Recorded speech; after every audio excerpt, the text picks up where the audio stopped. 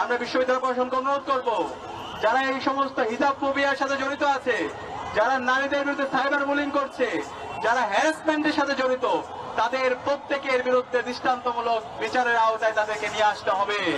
এবং একই সাথে আমরা দেখতে পাচ্ছি গতকালকে একজন নারী শিক্ষার্থীকে, ঢাকা বিশ্ববিদ্যালয়ের একজন শিক্ষার্থী, আমরা তাকে বলছি বিকৃত মস্তিষ্কের শিক্ষার্থী, সে যে শব্দ চয়ন করছে সেটার আমরা সাথে সাথে প্রতিবাদ জানিয়েছিলাম।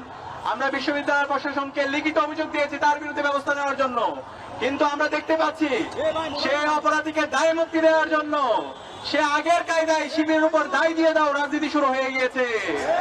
আমরা বলতে চাই এই দায় দিয়ে দেওয়ার রাজনীতি চলবে না, যে অপরাধী তাকে বিচারে আওতায় নিয়ে আসতে হবে। আমরা দেখতে পেয়েছি যে আলী হোসেনকে শিবির বলে তারা চালিয়ে দিচ্ছে, দায় দিয়ে দিচ্ছে, সে আলী হোসেন ছাত্র দলের সাথে কানেক্টেড, ছাত্র দলের অসংখ্য প্রোগ্রাম তার ফেসবুক আইডিতে সে দিয়েছে।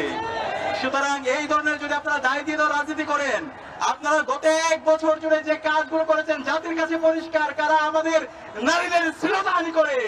ঢাকা বিশ্ববিদ্যালয়ের শিক্ষার্থীরা জানে 2002 সালে শামসুন্নাহার হলে কিভাবে নারীদের উপর নির্যাতন করা হয়েছিল, বইয়ের মধ্যে কিভাবে নির্যাতন করা হয়েছিল।